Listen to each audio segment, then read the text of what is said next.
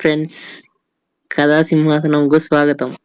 మనం నమ్మకంతో ఒక అడుగు ముందుకేస్తే ప్రపంచం మనకు దారిస్తుంది. ఓకే.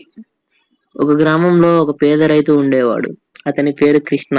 తనకున్న చిన్న పొలంలో రాత్రనక పగలనక కష్టపడేవాడు. కానీ ప్రతి సంవత్సరం ఏదో ఒక సమస్య. అధిక వర్షాలు లేదా కరువు. కృష్ణ ఎప్పుడూ ఇతరులలాగా అదృష్టాన్ని నిందించలేదు. నేను కేవలం ఒక సంవత్సరం కోసం కాకుండా 10 ఏళ్ల పంట ప్రణాళికను తయారు చేస్తాను అని నిర్ణయించుకున్నాడు.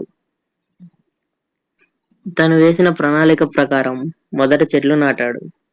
వాటికి నీరు తక్కువ అవసరం. పక్కనే చిన్న నీటి నిల్వ ట్యాంక్ కట్టాడు. మొదటి 2 సంవత్సరాలు తక్కువ లాభం వచ్చింది.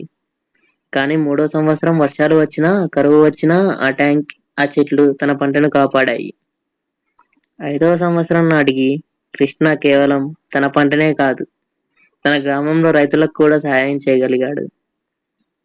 ఒకరోజు అతని లక్ష్యం, పట్టుదల, 10 సంవత్సరాల కష్టాన్ని చూసి మొత్తం గ్రామం అతన్ని అభినందించింది. ఈ కథ మనకి ఏం నేర్పుతుంది?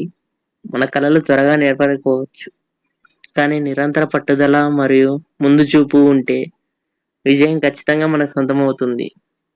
ఈ కథ మీకు నచ్చిందా? అయితే లైక్ చేయండి. సబ్స్క్రైబ్